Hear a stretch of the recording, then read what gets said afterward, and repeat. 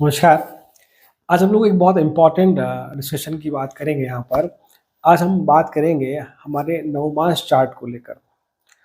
इस वीडियो में हम लोग डिस्कस करेंगे कि यदि हमारे लग्न चार्ट, D1 चार्ट के 7th हाउस के लॉर्ड की प्लेसमेंट नवमास चार्ट के अलग-अलग भावों में है, तो किस प्रकार से आपको फल देखने को मिलेंगे। मैं इससे पहले एक डिटेल वीडियो बना चुका हूँ, जहाँ मैंने D1 चार्ट के 7th हाउस लॉर्ड के D1 में ही डिफरेंट हाउसेस में जो प्लेसमेंट है, उसके अनुसार क्या फल होंगे, उसकी मैंने बात करी है। तो आप उस वीडियो को ज़रूर देखें और फिर इसे देखें, ताकि आप दोनों इन्फॉर्मेशन को, D1 चार्ट को और D9 चार्ट को आपस में क्लब करके एक बेटर रिजल्ट आप देख सकते हैं in term of marriage, in term of relationship. उसकी हम बात करेंगे। और एक और बात कि नवमास चार्ट को सिर्फ मैरिज से जोड़ना, स्पाउस, आपके लाइफ पार्टनर से जोड़ना या बिजनेस से जोड़ना, D9 चार्ट सिर्फ यहाँ तक ही सीमित नहीं है। Remember that thing. D9 chart आपके जो आपका नवम भाव है, 9th हाउस है, उसी का सूक्ष्म रूप है, उसी का डिटेल्ड एनालिसिस है, या आप कह सकते हैं कि उसी का एक माइक्रोस्कोपिक फॉर्म है, जो हमें और ज़्यादा चीज़ें क्लियर करता है। आप इसको ऐसा भी कह सकते हैं कि जो D1 चार्ट हमारे, जो लग्न चार्ट हमारी कुंडली में है, वो जो प्रॉमिस करता है कि आपकी लाइफ में ये इवेंट होगा, ये नहीं होगा, उस प्रॉमिस को हम वेरीफाई करते हैं D9 चार्ट से, कि वहाँ जो बातें हम देख पा रहे हैं वो किस हद तक फलित होंगी या नहीं होंगी, ये हम लोग नवांश से देखते हैं। पहली बात तो ये। दूसरी बात एक्चुअली में क्या है कि आप ऐसा भी कह सकते हैं, D1 चार्ट यदि कोई वृक्ष है तो D9 चार्ट उस पर लगने वाले फल हैं। आप D9 चार्ट को आप अपने लग्न चार्ट की आत्मा, सोल भी कह सकते हैं। सो इसलिए D9 चार्ट हमारी लाइफ में बहुत इम्पॉर्टेंट हो जाता है, जब हमें किसी भी चीज़ का डिटेल प्रेडिक्शन करना हो और किसी भी चीज़ के बारे में डिटेल में हमें जानना हो हमारी कुंडली के अनुसार। सो आई होप आपको यहाँ तक समझ में आया कि what is the meaning of D9 chart, या D9 चार्ट हमें क्या बताता है। ये मैंने बेसिक सी बात करी यहाँ पर।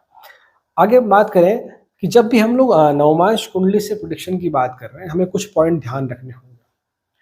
पहला पॉइंट कि नवमांश कुंडली डायरेक्टली नहीं देखी जा सकती। आपको पहले D1 चार्ट, लग्न चार्ट देखना होगा, वहां पर 7 लॉर्ड की प्लेसमेंट देखनी होगी। उसके बाद आप बात करेंगे कि D9 चार्ट में उसका इंटरप्रिटेशन कैसा है। तो लग्न चार्ट इंपॉर्टेंट है, पहली बात। दूसरी बात, सप्तम भाव के जो कारक है शुक्रदेव, वीनस, उनकी चार्ट में प्लेसमेंट कैसी है लग्न चार्ट में और आपके D9 चार्ट में, ये भी बहुत इंपॉर्टेंट रोल प्ले करती है। मान लीजिए कि आपके D9 चार्ट में मान लीजिए कि शुक्र या जुपिटर, गुरुदेव बृहस्पति यदि पहले भाव में ही है, तो काफ़ी कुछ चीज़ें वहाँ से आसान हो जाती है। मेरे कहने का मतलब है कि ये दोनों ग्रह मैरिज को बैलेंस करने का काम करता है। एक स्नेह प्यार के द्वारा शुक्रदेव, वहीं जुपिटर आपके विजडम की हेल्प से आप मैरिज को बैलेंस कर पाते हैं जब वो पहले भाव में। एक चीज़ तो ये इंपॉर्टेंट है। दूसरी बात की आगे हम बात करें तो कि आपका जो फर्स्ट लॉर्ड है D9 का भी, D9 कुंडली में जो पहले भाव में, एक तो मैंने बताया कि शुक्र या जुपिटर बैठे हैं तो बहुत अच्छी बात है। दूसरी बात की जो फर्स्ट लॉर्ड है D9 के, उनकी प्लेसमेंट में इंपॉर्टेंट रोल प्ले करती है। ये सब बातें आपको तब देखनी है, ये तब ज़्यादा एम्फोसाइज करेगी जब मान लो हमारे D1 चार्ट में 7th हाउस बहुत अच्छी सुंदर स्थिति में नहीं है और हमें डर लग रहा है कि अब क्या होगा क्या नहीं होगा, तो पहले आप ये चीज़ चेक करें। और अगर मान लो कि आपका 7th लॉर्ड बहुत अच्छा चार्ट में है, D1 चार्ट में, और आपको लगता है कि नहीं, फिर उसके अनुसार रिजल्ट नहीं मिल रहे मुझे, या जैसा मैं एक्सपेक्ट कर रहा था मैरिज को लेकर, जैसा मैं एक्सपेक्ट कर रहा था बिजनेस पार्टनरशिप को लेकर, वैसा कुछ क्यों नहीं हो रहा, तब भी आपको चीज़ें देखनी होंगी। और एक इम्पॉर्टेंट चीज़ कि आपका जो यदि कोई ग्रह वर्गोत्तम है, मतलब कि D1 और D9 में सेम राशियों में है, तो आप वो ज़रूर देखें।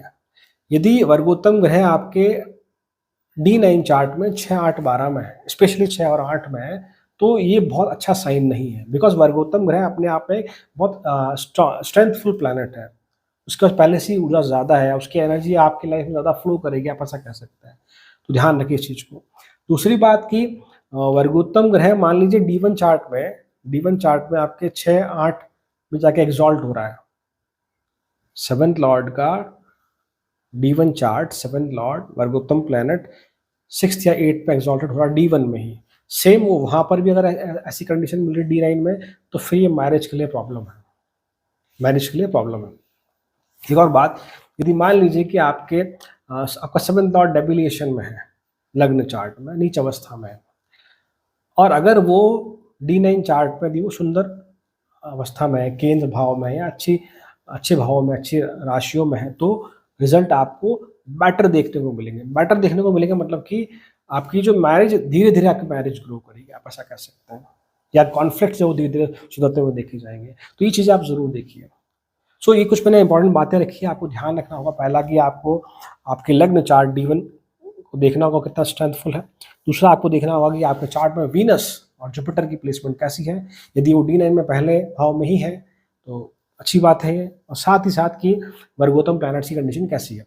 तो अगर ये सब चीज़ें आप देखेंगे तो आप काफ़ी कुछ चीज़ें आसानी से एनालाइज कर पाएंगे। तो अब आगे हम बात करते हैं वीडियो को बढ़ाते हुए कि यदि D1 चार्ट लग्न चार्ट के सप्तम भाव के स्वामी यदि आपके D9 चार्ट में अलग अलग भाव में बैठते हैं तो हमें किस प्रकार के फल देखने को मिलेंगे। बात करते हैं कि यदि आपके लग्न चार्ट के सप्तम भाव के स्वामी यदि D9 चार्ट में पहले भाव में स्थित है तो किस प्रकार से फल देंगे। पहले भाव से हम खुद को देखते हैं, हमारी आइडेंटिटी को देखते हैं, हमारे थॉट प्रोसेस को हम लोग देखते हैं। तो जब ये अपने से 7 स्थान दूर जाकर बैठेगा, 7 प्लेसेस अवे, मतलब सप्तम भाव में, सप्तम से पहला स्थान आपका 7 स्थान दूर है। तो पहली बात तो ये कि आप जो है एक ऐसा स्पाउस, एक ऐसा लाइफ पार्टनर ढूंढने की कोशिश करेंगे जिसमें आप अपनी क्वालिटीज़ देखते हो, पहली चीज़ तो ये। दूसरी बात कि चूँकि ये अपने से 7वां है तो मैरिज के बाद, विवाह के बाद आपकी लाइफ में बहुत सारे चेंजेस होते हुए दिखेंगे। चेंजेस से मतलब मेरा माइंड भी, आपका बिलीफ सिस्टम बदल जाए, सोचने का तरीका आपका बदल जाए, आपका माइंड सेट कह लीजिए, इवन आपका जो वे ऑफ लिविंग है उसमें भी काफ़ी हद तक बदलाव दिखे जाएंगे। आप इसे कह सकते हैं कि अपने आप में एक्सट्रीम ट्रांसफॉर्मेशन है, ये कह सकते हो। साथ ही 7th हाउस से हम हमारी सोसाइटी को देखते हैं, तो आपका जो बिहेवियर है सोसाइटी की तरफ वो बदलता हुआ देखा जाएगा, या जो आपका नज़रिया था सोसाइटी को लेकर अब उस पर चीज़ आते हुए दिखेंगे, आप ऐसा कह सकते हैं। इसके अलावा जो आपका फ्रेंड सर्कल है उस पर भी काफ़ी हद तक आप देखेंगे कि वहाँ पर चेंज आते हुए दिख रहा है। आपका जीवन काफ़ी हद तक आपके लाइफ पार्टनर के आसपास ही घूमता हुआ दिखेगा, आप ऐसा कह सकते हैं। या आप ये भी कह सकते हैं कि आपके जो स्पाउस हैं उनका बहुत इंपॉर्टेंट रोल होगा आपकी लाइफ में मेजर डिसीजंस को लेकर, चाहे वो करियर हो या फाइनेंस हो या कोई हेल्थ हो, कोई और भी कोई भी इश्यू अगर हो तो वहाँ आपके स्पाउस के डिसीजन बहुत इंपॉर्टेंट रोल प्ले करेंगे। आपके स्पाउस आपको एक अच्छी गाइडेंस देते हुए देखे जाएंगे, आप ऐसा कह सकते हैं। बिकॉज जो अपने साथ में ये बहुत बुरा प्लेसमेंट नहीं है, it is a more than good placement, आप ऐसा कह सकते हैं। साथ ही ये है कि अगर आप अपने स्पाउस के साथ मिलकर यदि आप बिजनेस करते हैं then it is very very very beneficial for you. Marriage के बाद आपकी जो पब्लिक डीलिंग स्किल है वो बढ़ती हुई देखी जाएगी, और साथ ही ये भी पॉसिबल है कि आपकी जो स्पाउस हो, आपके लाइफ पार्टनर हो, वो बहुत स्ट्रांग हो, डिप्लोमेटिक हो in term of public dealing, जो कि आज के समय में एक अच्छी क्वालिटी है, आप ऐसा कह सकते हैं। साथ में ये भी दिखाता है कि मैरिज को लेकर आपके पास काफ़ी प्रपोजल आए होंगे। मीन्स कि जनरली ऐसा अगर एग्जांपल के फॉर्म में देखेंगे, भाई एक केस तो ऐसा है कि भाई किसी की शादी नहीं हो रही कुछ कारण की वजह से, और एक है कि जिनके बहुत सारे रिश्ते आए हों। तो आप जो सेकंड कंडीशन में बताइए कि ऐसा होता है कि आपके पास बहुत सारे रिश्ते आए हों। साथ ही एक और चीज़ की देयर इज स्ट्रॉन्ग पॉसिबिलिटी कि आपके जो स्पाउस है या जो आपके स्पाउस आपके जीवन में आएंगे, अगर नहीं है तो वो आपके स्कूल फ्रेंड्स मतलब आपके स्कूल से हो सकते हैं, आपकी यूनिवर्सिटी से, आपके कॉलेज से, आपके सिटी से, या आप ऐसा कह सकते हैं कि आपके आसपास के एरिया से हो सकता है। तो this is what all about when 7th lord in first house.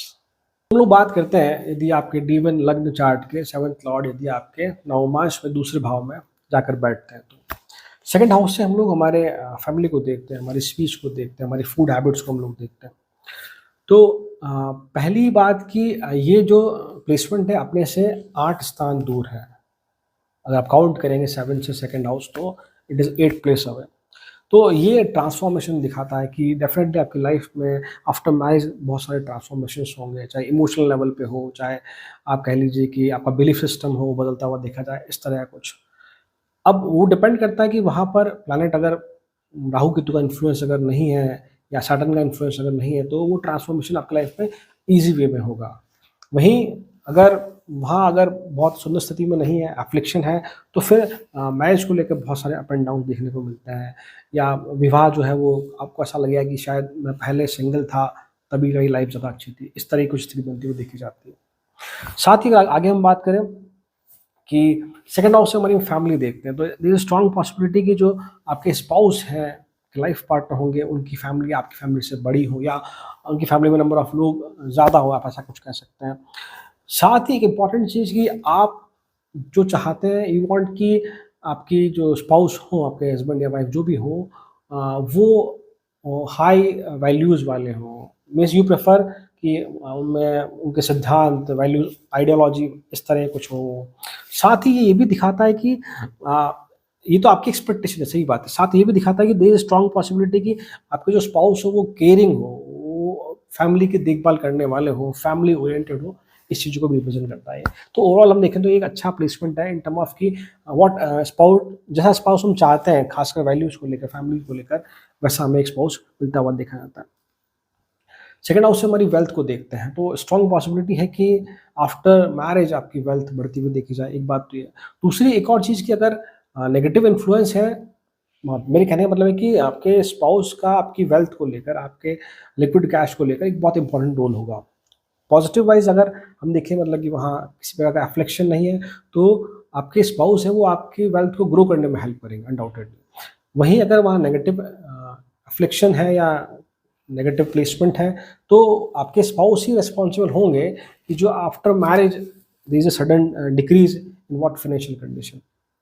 एक और बात, सेवेंथ लॉर्ड अपने से 8 स्थान दूर है और पहले भाव से दूसरे स्थान पर है। तो ये दिखाता है कि आपके स्पाउस में एक बहुत स्ट्रॉन्ग क्वालिटी होगी कि वो to manage the fund, to manage the daily household, मतलब कि वो हम कहते हैं ना भाई कि एज ए मैन अगर मैं कहूँ कि एक ऐसी वाइफ जो घर का सारा जो भी है कि कितना एक्सपेंस हुआ, कितना नहीं हुआ, calculation is what that type of thing कि हाँ कितना खर्च हुआ, कितना नहीं हुआ, इस प्रकार के पार्टनर आपको मिलते हुए दिखे आते हैं। सिमिलरली आप ये सेम एक्सपेक्ट कर सकते हो, if you are a women then आप ये मेन से एक्सपेक्ट कर सकते हो, तो इस प्रकार का कुछ आपको प्लेसमेंट देखने को मिलता है। साथ ही एक और बात कि हम लोग हमारी स्पीच को देखते हैं। यदि आपके सेवंथ लॉर्ड के स्वामी यदि चंद्रमा है या शुक्र है, तो स्ट्रॉन्ग पॉसिबिलिटी है कि और अगर आपका D1 चार्ट में सेकंड हाउस स्ट्रॉन्ग है, तो आपके स्पाउस बहुत सॉफ्ट स्पोकन होंगे, बहुत सॉफ्ट डिप्लोमेसी से बात करने वाले होंगे। या ध्यान रखिए मैंने वर्ड यूज़ किया डिप्लोमेसी। और यदि वो सैटर्न रूल है या मंगल देव उसे रूल करते हैं, तो दिस इज पॉसिबिलिटी कि आपके स्पाउस होंगे वो बिल्कुल बोलता है ना कि जो मुंह पे बात कर देते हैं, मैनिपुलेशन नहीं करते, स्ट्रेट फॉरवर्ड, उस तरह के थोड़े बहुत से रूड फील हो सकता है लोगों को, माइट बी वन से रूड ना हो, ऐसा कुछ पॉसिबल। सो एक और बात कि देयर इज स्ट्रॉन्ग पॉसिबिलिटी कि आपके जो स्पाउस हैं वो आपको किसी फैमिली फंक्शन में आप उनसे मिले हों, या आपकी जो क्लोज फैमिली है वहीं से उनका किसी से लिंक हो, या उनके थ्रू आप वो आपकी लाइफ में आए, ये स्ट्रॉन्ग पॉसिबिलिटी है।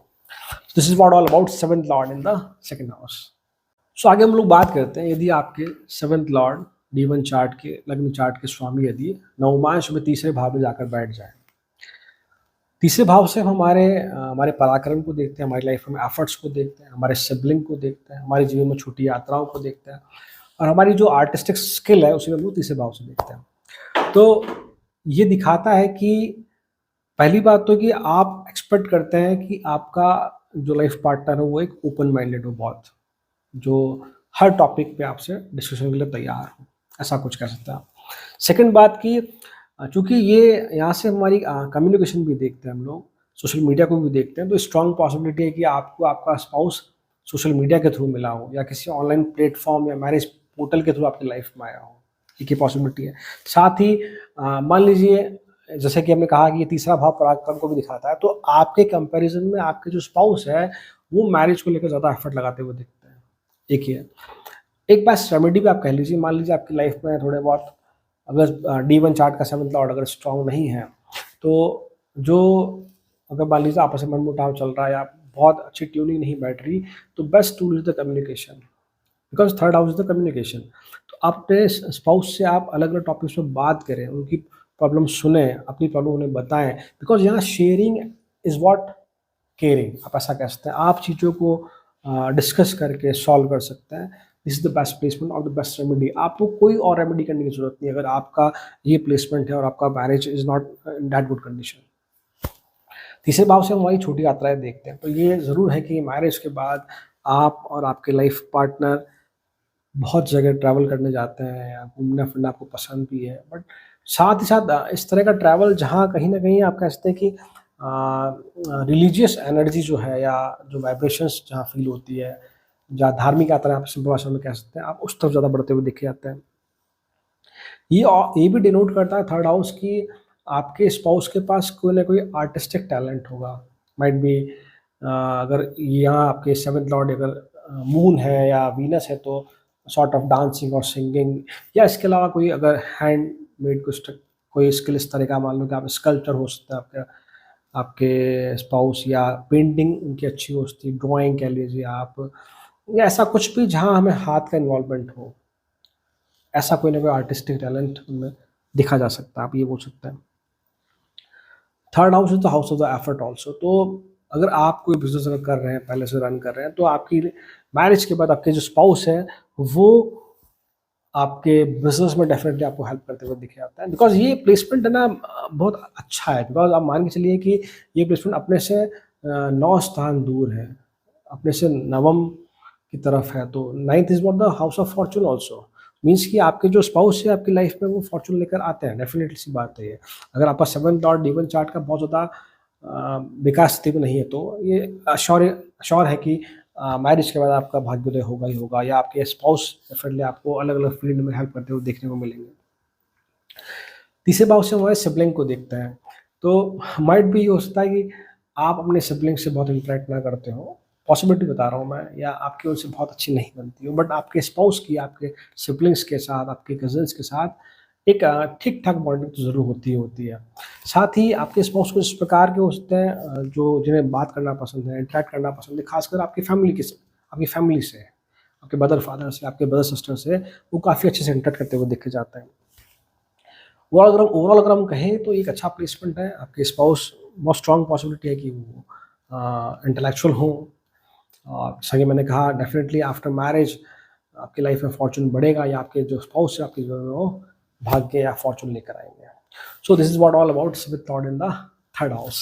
सो नाउ हम लोग बात करते हैं, यदि आपके D1 चार्ट, लग्न चार्ट के 7th लॉर्ड D9 चार्ट में यदि 4th हाउस में बैठे हैं, तो मतलब अपने से 10 स्थान दूर बैठे हैं, तो 4th हाउस हमारी मदर को रिप्रेजेंट करता है, हमारी फैमिली को, हमारी संपन्नता को, हमारे जीवन में जो सुख शांति है उसे हम लोग चौथे भाव से देखते हैं। हमारी लाइफ में जो एसेट है, हमारा घर, हमारे वाहन, व्हीकल, उन्हें हम लोग 4th हाउस से देखते हैं। तो जब आपके सप्तम भाव का स्वामी चौथे भाव में बैठा है, तो ये बताता है कि आपके स्पाउस काफ़ी हद तक लाइफ में डिसिप्लिन्ड हो, काफ़ी हद तक वो करियर फोकस्ड हो, और वो अच्छा खाना बनाने जानते हो, वेदर ही और शी, दोनों के लिए कह रहा हूँ मैं। और एक और बात कि आपके स्पाउस काफ़ी अच्छे हो सकते हैं घर की चीज़ों की देख-रेख करने में, टू मैनेज हाउसहोल्ड काफ़ी अच्छे हो सकते हैं, ऐसा आप कह सकते हैं।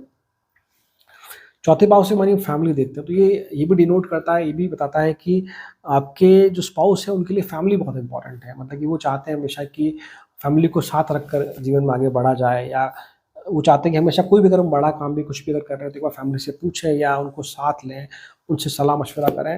मीन्स कि ओवरऑल लाइफ में वो फैमिली को लेकर आगे बढ़ना चाहते हैं, and I think it is a very good quality also.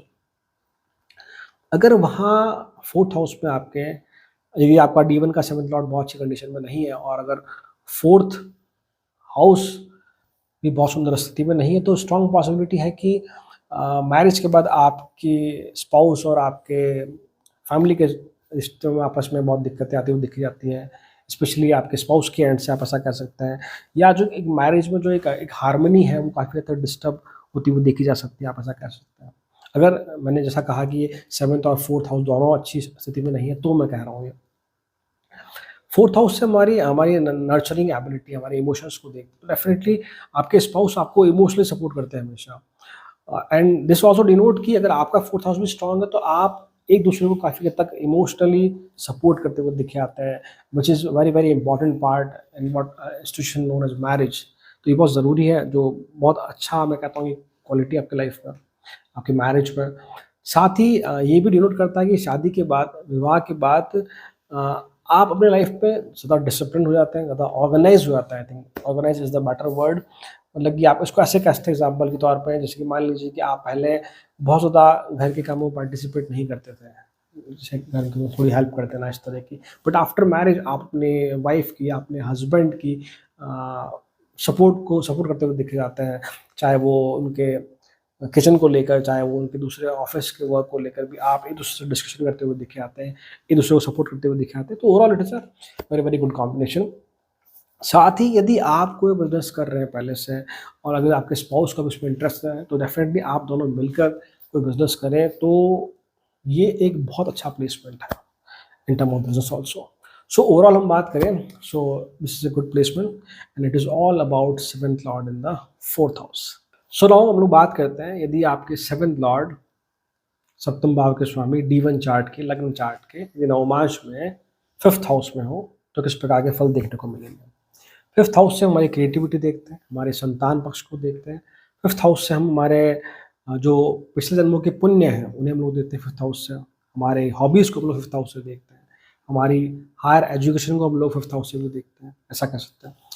तो जब 7th लॉर्ड आपके 5th हाउस में, मतलब अपने से 11वें स्थान में है, तो एक बात तो ये है कि आप अपने स्पाउस के साथ मिलकर अपनी जो जीवन की इच्छाएँ हैं, वो पूरी करते हुए देखे जाएँगे। एक बात तो ये।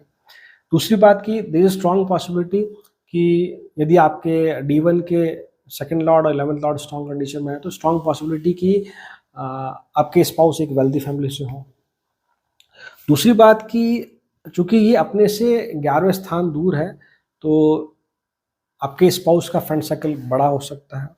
आपके स्पाउस काफ़ी हद तक पैशनेट हो सकते हैं, काफ़ी हद तक एक्टिव हो सकते हैं इन टर्म ऑफ रोमांस कह लीजिए, in term of other activities कह लीजिए, काफ़ी हद तक जॉली आप कहते हैं जिन्हें हम लोग, उस प्रकार के हो सकते हैं। 7th और 5th हाउस का कनेक्शन है, तो ये बहुत स्ट्रॉन्ग पॉसिबिलिटी दिखाता है कि आपकी लव मैरिज की पॉसिबिलिटी काफ़ी हद तक है। इसको आप ऐसे भी कह सकते हैं, यदि मान लो सेम पॉसिबिलिटी आपकी D1 चार्ट में भी बन रही है कि 7th और 5th का कनेक्शन है, तो ये काफ़ी हद तक कन्फर्म है। आप उसको ऐसा भी कह सकते हैं कि it is a strong possibility, चलो ठीक है लव मैरिज नहीं है, बट पार्टनर जो आपकी लाइफ में है, वो आपको आपकी चॉइस का मिलता है कि आप जिन्हें पसंद करते हैं, ऐसा पार्टनर आपकी लाइफ में आता हुआ देखा जाता है। और यदि मान लीजिए आपके 7th लॉर्ड D1 चार्ट में चंद्रमा या शुक्र ग्रह है, तो मान के चलिए कि आपके जो लाइफ पार्टनर होंगे, आपके जो स्पाउस होंगे, that is what full of romance. इस प्रकार के कुछ जो हमेशा हमेशा इस प्रकार के जो ना क्या जिन्हें हम लोग कहते हैं कि चुलबुले लोग कह लीजिए या एक्टिव पार्टिसिपेंट्स कह लीजिए, जो हमेशा थोड़े से खुश रहते हैं या ज़्यादा एनर्जी जॉयफुल रहते हैं, उस प्रकार के कुछ हो सकते हैं आपके। देयर इज स्ट्रॉन्ग पॉसिबिलिटी कि आपके स्पाउस किसी क्रिएटिव फील्ड में हो सकते हैं, ही और शी बोथ पॉसिबल है।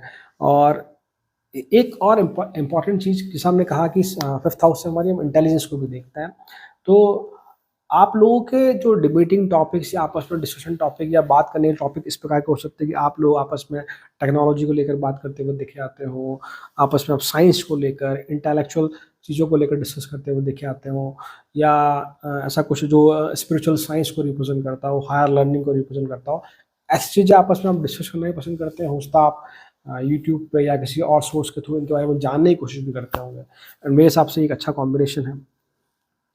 यदि आपका D1 चार्ट में 5th हाउस अगर बहुत अच्छी स्थिति में है, तो मान के चलिए कि आपके जीवन में जो जो वास्तविक खुशी है, जो एक्चुअल हैप्पीनेस है, वो आपके चाइल्ड बर्थ के बाद आपको देखने को मिलेगी, या जो उनकी वजह से आपकी लाइफ में और एक एनवायरनमेंट, जॉयफुल एनवायरनमेंट क्रिएट होगा, जहाँ खुशियाँ और बढ़ जाएगी जीवन में, आप कह सकते हैं। Fifth in the D1 chart is quite strong, तो आप ये कह सकते हैं। एक और बात कि ये भी दिखाता है कि आप कुछ इस प्रकार के हो सकते हैं कि जिन्हें बच्चों से बहुत ज़्यादा लगाव हो। देखो ये तो तय है कि सब हर इंसान बच्चों को देखकर खुश होता है, इसमें कोई डिनायल वाली बात नहीं है। बट आपका एक अफेक्शन इस प्रकार का कि इसको आप ऐसे भी कह सकते हो कि आपको बच्चे चाहिए हो मैरिज के बाद। एक तो ये है। एक ये कि हाँ, आप किसी बच्चे के साथ काफ़ी समय अकेले भी गुज़ार सकते हैं। That sort of thing is there. एक और चीज़ कि यदि आप दोनों, आपके स्पाउस और आप दोनों यदि किसी क्रिएटिव फील्ड में जॉब करते हो, आपकी हॉबीज़ काफ़ी हद तक सेम हो, तो आप उस हॉबीज़ को या उस क्रिएटिविटी को आप किसी ऑनलाइन प्लेटफ़ॉर्म पे लेकर जाएँ, सोशल मीडिया पे लेकर जाएँ, ताकि फिर जो आप में जो टैलेंट है, क्रिएटिविटी है, जो आपकी हॉबीज़ में आपकी क्राफ़्ट अच्छी है, वो लोगों तक पहुँच सके। मतलब कि ये कुछ इस प्रकार का एग्ज़ाम्पल है कि आपने देखे होंगे बहुत से यूट्यूब पे कुछ कपल्स होते हैं जो एक साथ है ना कंटेंट क्रिएटर की तरह काम कर रहे हो। That sort of thing is there. मतलब कि अगर आप क्रिएटिविटी या अपनी हॉबी दोनों में कॉमन है कुछ, तो उसको लेकर अगर आप ऑनलाइन प्लेटफ़ॉर्म पे आते हैं, तो ये आपका करियर भी बना सकता है। That sort of thing is there. और अगर हम बात करें, it is a type of blessing, this placement is quite good. So this is what all about seventh lord in fifth house. So now seventh lord in the sixth house, मतलब कि लग्न chart कि सप्तम भाव के स्वामी आपके D9 chart में sixth house में अगर बैठे हो, तो पहली बात तो कि ये जो प्लेसमेंट है अपने से 12 स्थान दूर है। एक चीज़ तो ये, और छठे भाव में बैठे हैं, तो ये 6 और 12 कॉम्बिनेशन है। तो इन जनरल मैं ये कहूँगा कि बहुत सा प्लेसमेंट तो नहीं है। उससे पहले आप कुछ ये चार्ट में ज़रूर चेक करें। एक तो ये चेक करें कि आपके लग्न चार्ट में सेवंथ हाउस अगर एग्ज़ॉल्टेड है, बहुत सुंदर स्थिति में है, तो चीज़ें नेगेटिव कम देखने को मिलेगी। दूसरा, लग्न चार्ट में आप शुक्र ग्रह की स्थिति देखें, अगर वो पावरफुल है, तो काफ़ी हद तक चीज़ें सही हो जाएगी। और एक आप D9 चार्ट के लग्न में देखिए कि शुक्र की प्लेसमेंट है या चार्ट में शुक्र की प्लेसमेंट कितनी सुंदर है, उससे भी काफ़ी जो नेगेटिव चीज़ें हैं इस प्लेसमेंट की, वो कम होती हुई देखी जाएगी। तो पहली चीज़ तो ये दिखाता है कि आपकी जो मैरिज है वो काफ़ी स्ट्रगल के बाद हुई है। स्ट्रगल से मतलब ऐसा होता है कि अगर मान लो लव मैरिज वाला कॉम्बिनेशन है, तो शायद आपकी फैमिली से ना मान रही हो, ये स्ट्रगल हो सकता है। एक ये स्ट्रगल कि आपकी शादी नहीं हो रही हो काफ़ी समय तक, बहुत लेट जाके आपकी शादी हुई हो, तो ये पॉसिबल है। तो ये उस स्ट्रगल को भी दिखाता है। साथ ही ये दिखाता है कि चूँकि अपने से 12वें स्थान पे है, तो आपके जो स्पाउस हैं, वो कहीं न कहीं किसी और कंट्री से, किसी और स्टेट से, किसी और कल्चर से, किसी और कम्युनिटी से हो सकते हैं। किसी और कंट्री से मतलब मेरा है कि अगर आप, ठीक है, फॉरेन लैंड पॉसिबल है, पर साथ ही मान लीजिए आप गुजरात से हैं, तो वो मध्य प्रदेश से हो सकते हैं या वो हिमाचल से हो सकते हैं, इस तरह की पॉसिबिलिटी है। डिफरेंट कम्युनिटी से होते हैं या बिल्कुल डिफरेंट आइडियोलॉजी की, आपकी फैमिली अलग आइडियोलॉजी को मानती है, उनकी फैमिली अलग आइडियोलॉजी को मानती है, उस तरह का कुछ कॉम्बिनेशन यहाँ पॉसिबल है when seventh lord in the sixth house. आगे हम लोग बात करें, जैसे कि हमने कहा कि ये बहुत सुंदर प्लेसमेंट नहीं है, तो एक तो आपके स्पाउस को इस प्रकार के होते हैं हु चेज परफेक्शन, वो चाहते हैं कि हर चीज़ व्यवस्थित हो, हर चीज़ सही हो, जो प्रैक्टिकली पॉसिबल नहीं है।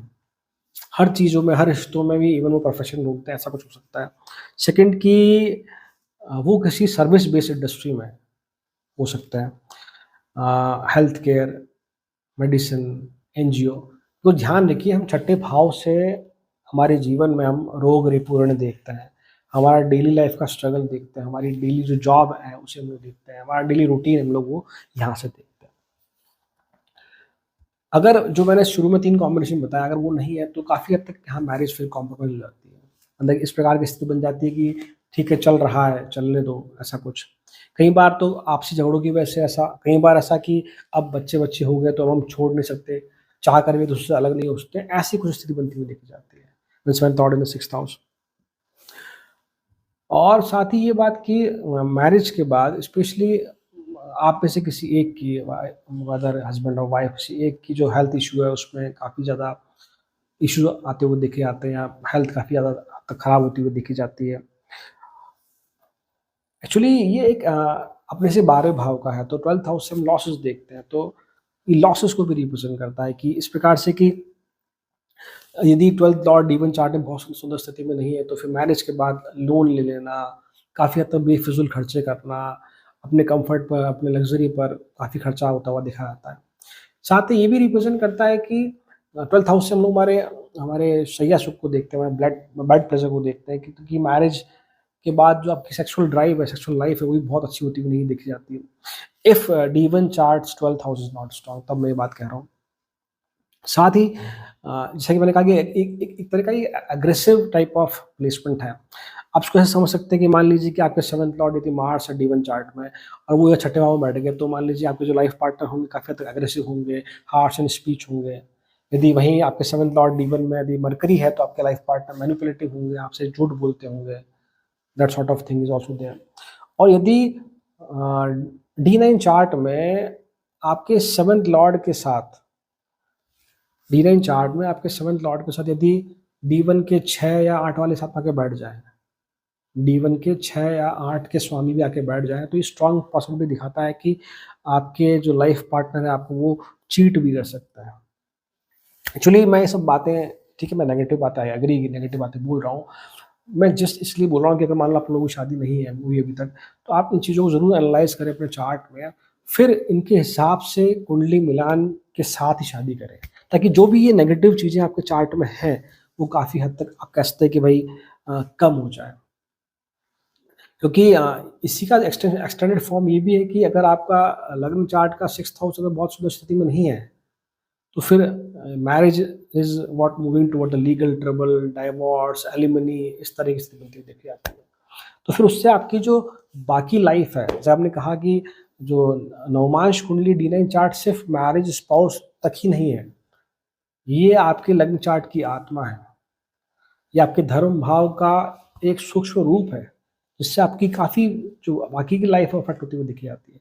इसीलिए मैं सब बातें डिटेल में बोल रहा हूँ, नेगेटिव बातें भी। So this is about all about 7th lord in the 6th house. So now बात करते हैं यदि आपके लग्न चार्ट के D1 चार्ट के 7th लॉर्ड D9 चार्ट में 7th भाव 7th हाउस में बैठे हैं, तो 7th हाउस हमारी मैरिज, हमारे रिलेशनशिप, हमारे पब्लिक डोमेन को रिप्रेजेंट करता है। मतलब 7वें भाव का स्वामी एक तरह से अपने ही भाव में बैठा है, तो ये प्लेसमेंट अपने आप में एक अच्छा प्लेसमेंट है। पहली बात तो ये। दूसरी बात कि ये भी दिखाता है कि आपका आपके स्पाउस के साथ कार्मिक कनेक्शन है। कुछ पिछले जन्म के पेंडिंग कर्माज है, उन्हें आप यहाँ फुलफिल करने दोबारा आए हैं। और यदि मान लीजिए कि यहाँ राहु केतु एक्सेस है, चाहे वो D1 चार्ट में हो चाहे D9 चार्ट में हो, आपके लाइफ पार्टनर के चार्ट में अगर है, तो शादी हो गई तो आप उनका चार्ट भी देख सकते हैं। तो ये बहुत स्ट्रॉन्ग पॉसिबिलिटी दिखाता है कि ये आपके जो लाइफ पार्टनर है, ये लास्ट बर्थ में भी आपका लाइफ पार्टनर थे, अगर यहाँ राहु केतु एक्सेस है तो। एक बात तो ये। दूसरी बात कि चूंकि अपने ही भाव पे है, तो इट रिप्रेजेंट कि आपके जो स्पाउस है उनमें बहुत अच्छी डिप्लोमेटिक क्वालिटीज़ होंगी। इवन मैं कहूँगा कि बहुत अच्छी मैनिपुलेशन क्वालिटी भी पॉसिबल है। साथ ही वो काफ़ी हद तक बहुत स्किल्ड होंगे लोगों से मिलने में, लोगों से बातचीत करने में, पब्लिक डीलिंग में, आप कह सकते हैं। बहुत अच्छा प्लेसमेंट है ये। साथ ही ये दिखाता है कि आपका और आपके स्पाउस दोनों का मैरिज को लेकर एक बराबर रोल होगा, एक बैलेंस्ड रोल होगा। आप ऐसा नहीं कह सकते कि आपने मैरिज में बहुत ज़्यादा एफर्ट्स लगाए, उन्होंने नहीं लगाए। काफ़ी हद तक यही होता है। अगर यदि आपका D1 का 7th लॉर्ड सुंदर स्थिति में है, तो मान के चलिए कि जितने एफर्ट्स आप लगा रहे हैं, आपके लाइफ पार्टनर आपसे ज़्यादा एफर्ट ही लगाएंगे।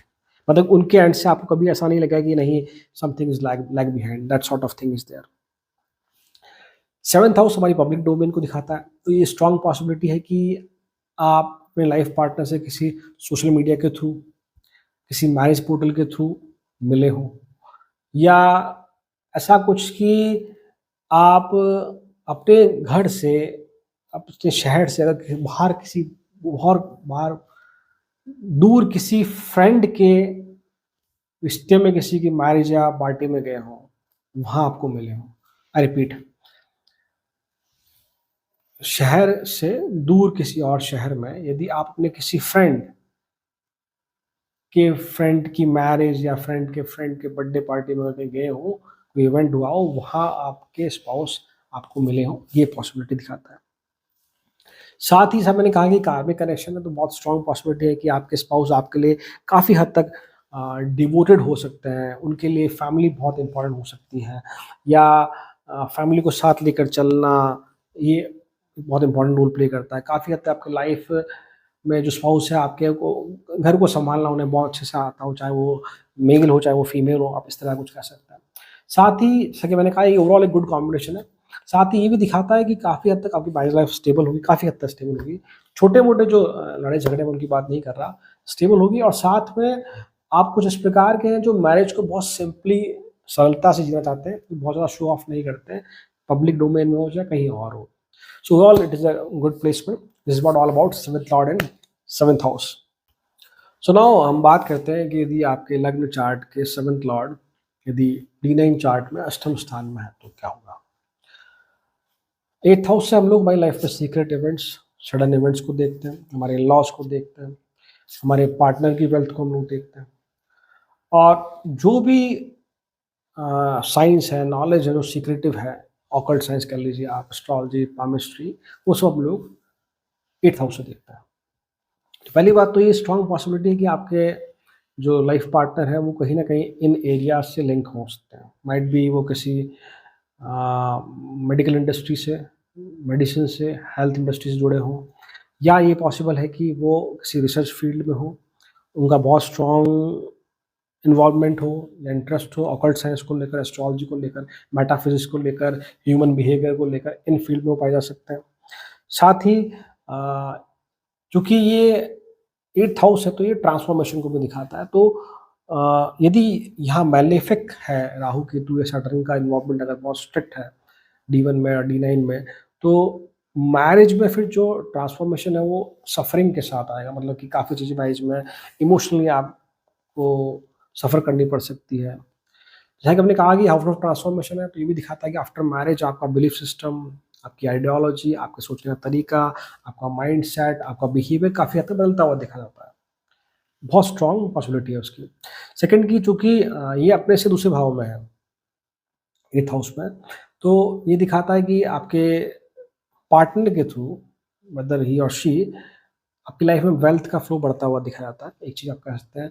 आपके इन-लॉज़ के थ्रू आपको गेन हो सकता है और अगर एफ्लिक्शन में है तो ये दिखाता है कि आपके इन-लॉज़ से आपकी बहुत अच्छी नहीं बनती हो। अगर एफ्लिक्शन में है, अगर राहु केतु इन्वॉल्वमेंट है वहाँ पर अगर, या ऐसा कि मैरिज के बाद जो वेल्थ है उसमें काफ़ी हद तक फ्लक्चुएशन दिख सकता है आपको कि सडन, जैसे हम एट्थ हाउस में सडन इवेंट्स देखते हैं, सडन जो अप एंड डाउन है फाइनेंस को लेकर वो बढ़ते हुए दिखे आस्ते, आप ऐसा कह सकते हैं।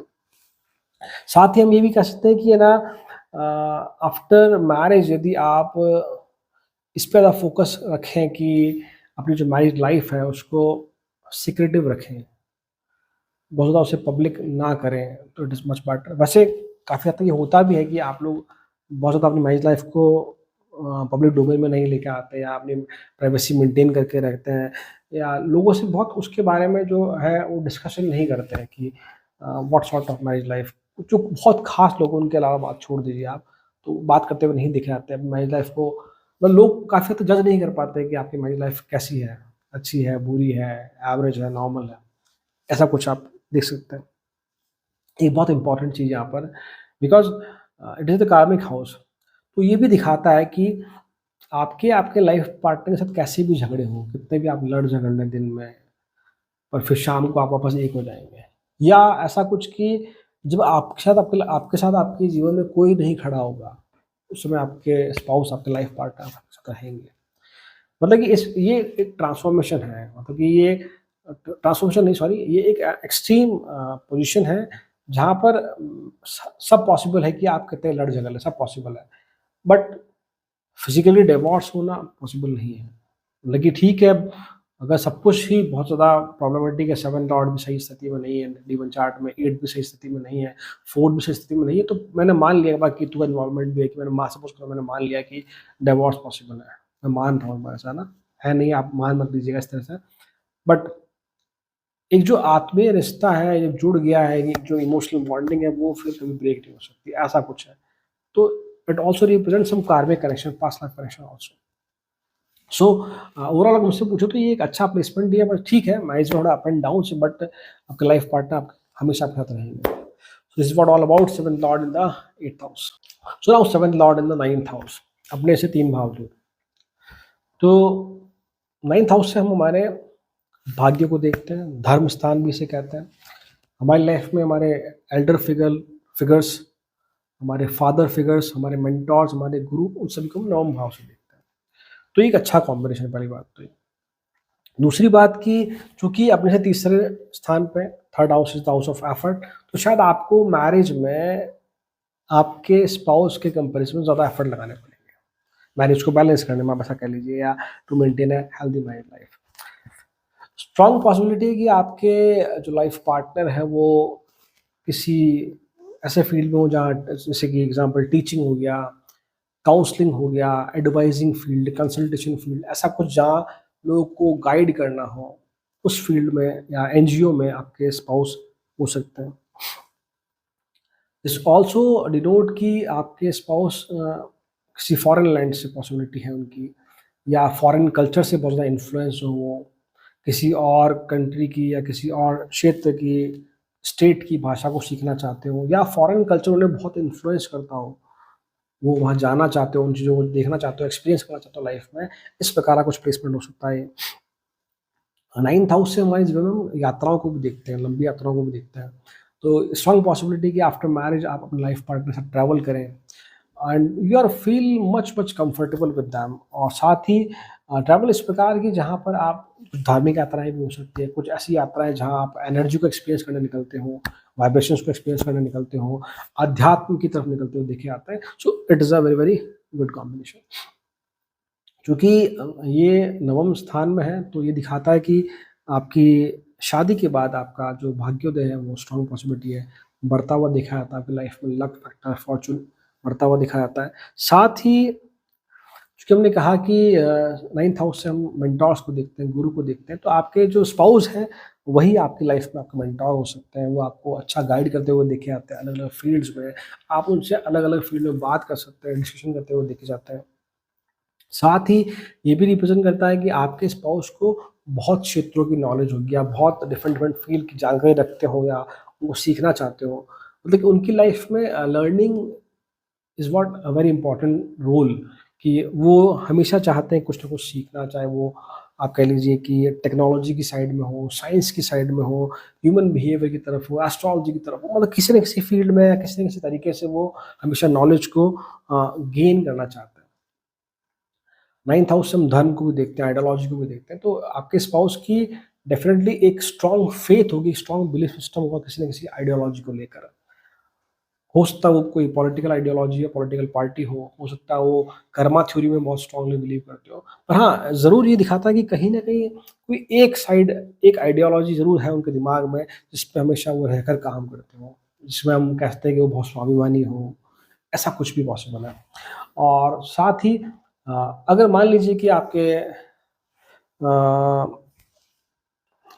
लग्न चार्ट में 7th लॉर्ड बहुत सुंदर स्थिति में नहीं है, मान लीजिए, सपोज़ कीजिए आप, अ, तो उसकी वजह से कुछ अगर प्रॉब्लम हो रही है मैरिज में, तो the best thing is what कि आप धार्मिक यात्राओं पे जाएँ। धार्मिक से मतलब, मेरा कहने का मतलब है कि आप ऐसी कुछ यात्राएँ करें, ऐसी किसी जगह जाएँ आप जहाँ आप एनर्जी को सेंस कर पाते हो, वाइब्रेशन जिसे हम लोग कहते हैं ना कि भई इस जगह की पॉजिटिव वाइब्रेशन मुझे अट्रैक्ट करती है।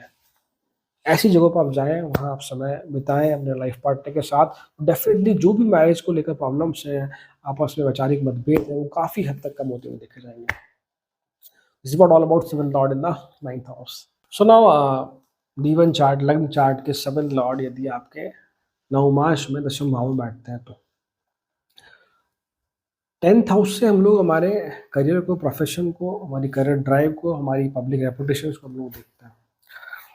तो जब सप्तम भाव का स्वामी आपके D9 में 10th हाउस में बैठेगा, अपने से 4 स्थान दूर, तो वो रिप्रेजेंट करता है कि काफ़ी हद तक आपके जो स्पाउस होंगे लविंग होंगे, केयरिंग होंगे, इमोशनल होंगे, या काफ़ी हद तक आपको इमोशनली आपके एज़ अ आपकी मदर की तरह आपको सपोर्ट करते हुए देखे जाएँगे। तो एक अच्छा प्लेसमेंट है। साथ ही ये दिखाता है कि चूँकि ये 10th हाउस में है, तो आपके अलावा आपके स्पाउस काफ़ी हद तक डिसिप्लिन्ड, करियर ओरिएंटेड हो सकते हैं। ये भी पॉसिबल है कि वो एक पब्लिक फिगर हो, एक फेमस पर्सनैलिटी हो। आप भी काफ़ी हद तक चाहते हैं कि आपके स्पाउस जो हो वो किसी कंपनी में, बड़े ऑर्गेनाइज़ेशन में, किसी बड़े पद पे हो, या कोई गवर्नमेंट ऑफ़िसर हो, या कोई एक अथॉरिटी फिगर हो। इस तरह की आपकी एक्सपेक्टेशन है, माइट माइट बी वो पॉसिबल है कि आपको उस प्रकार का लाइफ पार्टनर मिले। आफ्टर मैरिज जो आपका सोशल सर्कल जो है वो काफ़ी हद तक बदलता हुआ देखा जाता है। इवन आप कह सकते हैं कि आपकी सोसाइटी में रेपुटेशन है वो भी बढ़ती हुई दिखी जाती है आफ्टर मैरिज, आप ये बोल सकते हैं। चूँकि ये 10th हाउस में, तो ये रिप्रेज़ेंट करता है कि माइट भी आपका जो स्पाउस हो, वो आप ही की कंपनी में पहले काम करते हो या आप साथ में पहले काम करते हो, ये पॉसिबिलिटी है। या आपके जो कलीग हैं, ऑफ़िस मेंबर जो आपके हैं, स्टाफ जो हैं, उनके किसी लिंक के थ्रू आप उनसे मिले हुए हैं, कॉन्टैक्ट में हो, ये बताता है। चूँकि ये अपने से 4 स्थान दूर है और साथ ही ये इस प्रकार से है कि 10th हाउस में भी है, तो ये दिखाता है कि अगर आप अपने घर पे रहकर, अपने शहर में रहकर दोनों मिलकर कोई बिज़नेस करते हैं या कोई पहले से फैमिली बिज़नेस है उसको आप दोनों मिलके चलाते हैं, तो ये एक बहुत अच्छा करियर ऑप्शन भी हो सकता है। बिकॉज़ अब यहाँ पर जो एनर्जी है वो 4th और 10th हाउस दोनों का एक्सचेंज हो रहा है। 4th आपका खुद का घर और 10th आपका प्रोफ़ेशन। या आप ऐसी किसी इंडस्ट्री में हो, आईटी इंडस्ट्री में हो जहाँ पर आपको वर्क फ्रॉम होम करने का मौका मिल रहा है, then it is very also good combination. So overall अगर हम बात करें तो ये एक बहुत-बहुत अच्छा कॉम्बिनेशन है। साथ ये भी दिखाता है कि आपके जो लाइफ पार्टनर है, वो वर्किंग हो। मैं स्पेशली मेंस के लिए कह रहा हूँ कि आपकी जो वाइफ़ है, वो पॉसिबल है कि वो वर्किंग हो।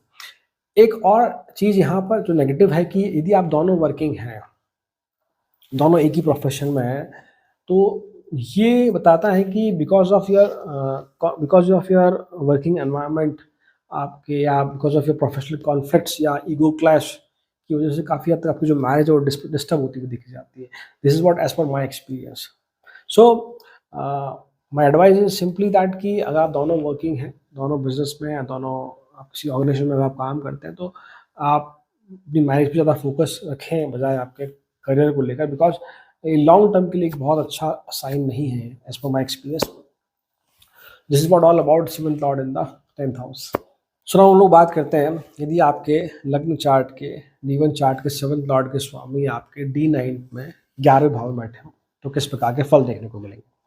11th हाउस से हमारे इनकमिंग गेन्स को देखते हैं, हमारे एल्डर सिबलिंग्स को देखते हैं, हमारे लाइफ में हम जो हमारे सोशल सर्किल है, हमारे फ्रेंड सर्किल को हम लोग 11th हाउस से देखते हैं। तो जब आपके 11th house is also house of gain, house of hope, house of wishes. तो आपके जो 7वें भाव के स्वामी वहाँ बैठे हैं अपने से 5 स्थान दूर, तो एक अच्छा प्लेसमेंट है पहली बात तो।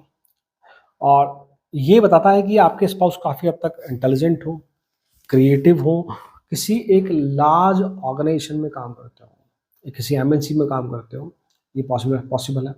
साथ ही ये दिखाता है कि might be your spouse work in some creative field or on some social media platform or some like YouTube, मतलब किसी ऑनलाइन प्लेटफॉर्म पर भी उनका बिजनेस हो, इस तरह की पॉसिबिलिटी है। जैसे कि हमने कहा कि 11th house is the house of hope and house of wishes. तो ये दिखाता है कि आफ्टर मैरिज जो आपकी जो विशेस हैं जिस प्रकार की भी टू वो आपके स्पाउस आपकी हेल्प करेंगे उन्हें पूरा करने में, या आप ऐसा कह लीजिए आपकी लाइफ में जो भी कुछ गोल्स हैं जो आपको जीवन में पूरे करना है, उस पे आपके स्पाउस आपको सपोर्ट करेंगे। अब वो गोल इस प्रकार के भी हो सकते हैं कि वो आपको आपकी हायर एजुकेशन में सपोर्ट करें, यही पॉसिबल है। यही पॉसिबल है कि हो सकता है कि आप कोई बिज़नेस एस्टेब्लिश करना चाहते हो, तो उसमें अपना कंट्रीब्यूशन दें, अपना सपोर्ट दें, ये पॉसिबल है। 11th हाउस हमारे सोशल सर्किल को रिप्रेजेंट करता है। There is a strong possibility कि आफ्टर मैरिज आपका सोशल सर्किल जो है बढ़ता हुआ देखा जाए। और साथ में ये भी दिखाता है कि आपका सोशल सर्किल जो पहले था, वो बदल कर अब आपके नए फ्रेंड्स आपको जीवन में देखने को मिले हैं, इस प्रकार का कुछ। साथ ये भी रिप्रेजेंट करता है ये प्लेसमेंट कि आपके जो स्पाउस है वो आपके आपके फ्रेंड सर्किल में काफ़ी पॉपुलर हो, या ऐसा कुछ कि आपके स्पाउस का जो आपके साथ कनेक्शन है, आपकी जो शादी होती है उनके साथ, वो थ्रू आपके फ्रेंड्स हो, या उसमें आपके फ्रेंड्स का इन्वॉल्वमेंट बहुत ज़्यादा हो, आप ऐसा कुछ कह सकते हैं। या कि आपके फ्रेंड के ही और कोई फ्रेंड या कज़िन हो, वही आपके स्पाउस बने हो, इस तरह का कुछ कह सकते हैं। साथ ही ये बात भी ध्यान रखिए कि ये 7th हाउस और 11th हाउस का कनेक्शन है, दोनों ही काम भाव है, दोनों ही हाउस ऑफ डिज़ायर्स हैं।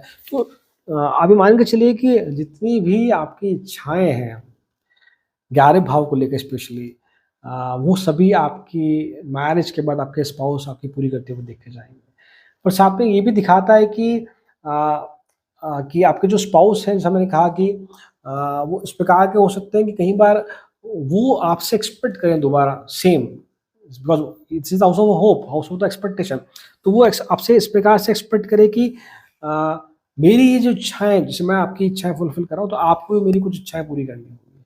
अब वो हो सकती है कि भई वेदर ही और she want some emotional support और any sort of thing, but हाँ, कई बार ये म्यूचुअल भी होता हुआ देखा जाता है, जहाँ दोनों एंड से एक्सपेक्टेशन काफ़ी हद तक बढ़ती हुई दिखी जाती है। साथ ही साथ मैंने कहा कि 11th house is the house of gain, तो it is very very what we say possible, काफ़ी हद तक ये पॉसिबल है कि फॉर मेंस अगर हम कहें तो माइट बी आफ्टर मैरिज आपको या ड्यूरिंग मैरिज आपको कुछ गिफ्ट्स मिलें, या आपकी शादी किसी वेल्दी फैमिली में हो। सिमिलरली आप गर्ल के भी लिए भी कह सकते हैं कि आपकी शादी किसी वेल्दी फैमिली में हो, जहाँ से आपको इन-लॉज़ की तरफ से कुछ गिफ्ट्स मिले, इस तरह का कुछ पॉसिबल कॉम्बिनेशन है। सो ओवरऑल हम बात करें तो ये एक अच्छा कॉम्बिनेशन है। This is what all about 7th lord in the 11th house. So now हम लोग बात करते हैं, यदि आपके लग्न चार्ट D1 चार्ट के 7th लॉर्ड के स्वामी D9 चार्ट में यदि 12वें भाव में हो, तो किस प्रकार की फल देखने को मिलेंगे। 12th हाउस से हम लोग हमारे जीवन में जो खर्चे हैं उन्हें देखते हैं। हाउस ऑफ एक्सपेंस कहा जाता है इसे, हाउस ऑफ लॉसेस कहा जाता है इसे। यहाँ से हम हमारी इमेजिनेशन पावर को देखते हैं, यहाँ से हमारे व्हाट वी से इन्वेस्टमेंट्स को देखते हैं, हमारे शैया सुख को हम लोग यहाँ से देखते हैं, हॉस्पिटल्स को हम लोग यहाँ से देखते हैं। So this is very very important house. तो it is house of imagination, house of, it is a type of a fantasy world. तो तो आपकी आपकी जो है, आप कुछ इस प्रकार के हो सकते हैं कि जो बहुत ज़्यादा अपने स्पाउस के बारे में सोचते हो, स्पेशली बिफोर मैरिज, कि वो ऐसा होगा, ऐसी होगी, इस तरह कुछ। एक जो है ना, एक फैंटेसी वर्ल्ड जो हम कहते हैं कि हाँ, जो बहुत ज़्यादा सोचते हैं शादी को लेकर, या जिन जिन जो चाहते हैं कि हाँ, जिनको शादी करने की बहुत इच्छा होती है, ऐसा कुछ आप कह सकते हैं, या शादी से लेकर उनको बहुत सारी एक्सपेक्टेशन होती है। That sort of thing is there when 7th lord in 12th house. साथ ही आप उसको ऐसा भी कह सकते हैं कि जो चाहते हैं कि उनकी शादी बहुत ग्रैंड हो, या आप कुछ ऐसा समझिए कि है ना, जिन्होंने शादी के लिए बहुत सपने सजाए हों, that sort of thing is there.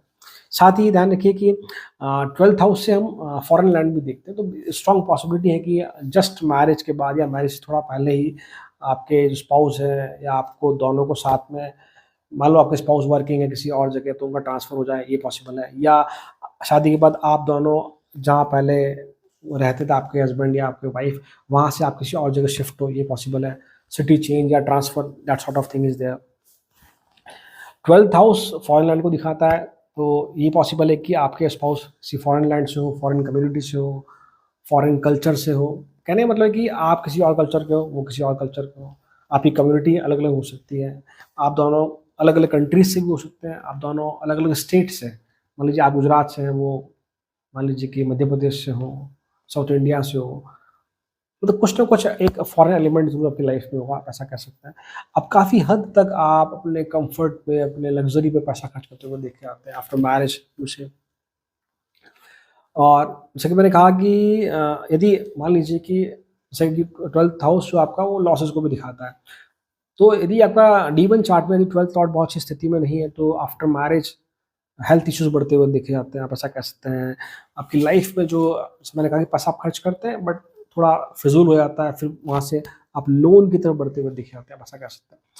The most important thing after marriage, जिनका भी 9th लॉर्ड 12th में है, या 7th लॉर्ड D1 में बहुत सुंदर स्थिति में नहीं है, तो ध्यान रखिए कि 12th हाउस आपके इन्वेस्टमेंट को भी दिखाता है। तो आपकी लाइफ में इन्वेस्टमेंट बहुत इंपॉर्टेंट रोल प्ले करता है। जैसे मान लीजिए आपकी शादी होने वाली है 6 महीने बाद, साल में बाद, चाहे आप either you are working male और वर्किंग फीमेल, तो आप अभी से आप पैसों को थोड़ा सोचिए कि हाँ, बिकॉज़ ये प्लेसमेंट इस तरह का है।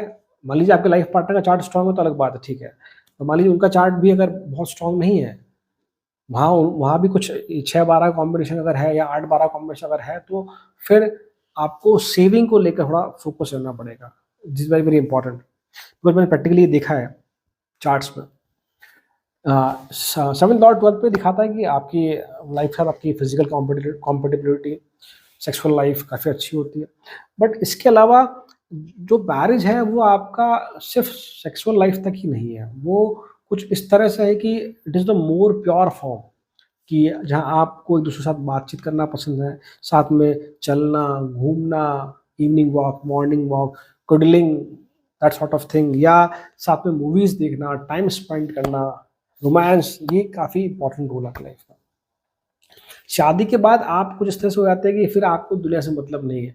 मेरे कहने का मतलब है कि आप एक दूसरे में काफ़ी हद तक खुश रहते हैं, लोगों को परेशान नहीं करते हैं, that sort of thing is there कि मीन्स कि एक हेल्दी प्लेसमेंट ही कह रहा हूँ आपको मैं, कि ये अच्छी बात है कि आप अपने में रहते हैं, लोगों को परेशान नहीं करते, लोगों में इंडल्ज नहीं होते बहुत ज़्यादा, it's a good sort of thing. ये तो अगर मैं बहुत नेगेटिव एंड पे बात करूँ, मान लीजिए आपके लग्न लॉर्ड के D1 की स्थिति बहुत अच्छी नहीं है, D1 के लग्न लॉर्ड की स्थिति बहुत अच्छी नहीं है, 6th हाउस बहुत अच्छी कंडीशन में नहीं है, तो फिर मैंने ये कॉम्बिनेशन इस प्रकार का भी देखा है कि जहाँ फिर आपके डेली लाइफ को, जो हमारा डेली गुजर बसर है, उसको चलाने के लिए भी या उसको सर्वाइव करने के लिए भी फिर कई बार दोनों हस्बैंड वाइफ को काफ़ी हद तक काम करना पड़ता है। काम से मतलब फिर इस प्रकार का भी होता है कि आप नहीं चाहते कि दोनों काम करें, एक हस्बैंड ही काम करे, ऐसा कुछ, बट फिर भी फाइनेंशियल जो नीड है वो पूरी नहीं कर पा रहे, उसकी वजह से दोनों को फिर अलग-अलग जगह छोटा-मोटा काम भी करना पड़ता है। इस तरह की स्थिति बनती हुई दिखी आती है। तो मैरिज के बाद काफ़ी हद तक खर्चे बढ़ते हुए देखे जाते हैं। तो मैं ओवरऑल आपको एक ही चीज़ कहूँगा यहाँ पर कि एक तो ये है कि आप सेविंग की तरफ ज़्यादा फ़ोकस करें। अगर D1 लग्न लॉर्ड बहुत अच्छी स्थिति में नहीं है तो, 12th हाउस बहुत अच्छी स्थिति में नहीं है तो, और साथ ही साथ अपनी जो मैरिज लाइफ़ है उसको आप उसमें प्राइवेसी मेंटेन करके रखें, उसको पब्लिकली ना करें। मतलब कि आपकी बातें आप तक रखें, तो फिर आपकी मैरिज लाइफ़ काफ़ी अच्छी हो सकती है। सो this is what all about 7th lord in the 12th house. तो आज हम लोगों ने इस वीडियो में बात करी कि लग्न Lord, sorry 7th house D1 chart के लॉर्ड की D9 चार्ट के 12 भावों में प्लेसमेंट किस प्रकार की। यदि ये वीडियो आपको ज़रा भी मीनिंगफुल लगा तो please give your feedback in the comment section and kindly do like, share, subscribe. Thank you so much. मिलते हैं अगले वीडियो में। टिल देन, ओम नमः शिवाय।